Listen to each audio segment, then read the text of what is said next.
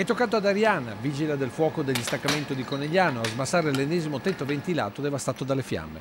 Con lei i colleghi di Vittorio Veneto, Motta di Livenza e le autobotti da Pordenone e Treviso, che sono riusciti a salvare metà della copertura di questa abitazione di via Soria d'Orsago.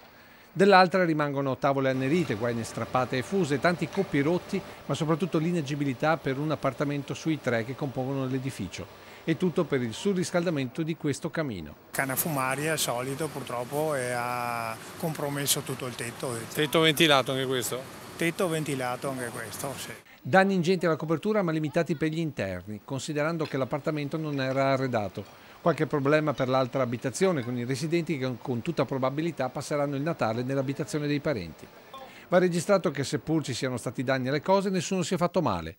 Una vicenda molto simile a quella di Gorgo, con 24 famiglie evacuate nella notte del 20 dicembre e che passeranno non solo le festività natalizie ma anche le prime settimane del 2020 fuori casa.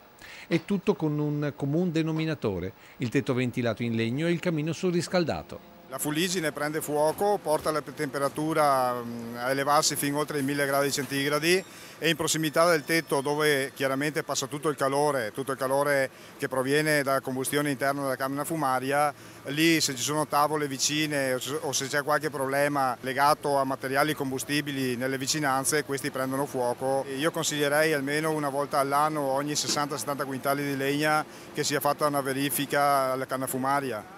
I risultati li abbiamo visti quali sono, li abbiamo sotto gli occhi e quindi il consiglio più vivo è la manutenzione e la sicurezza.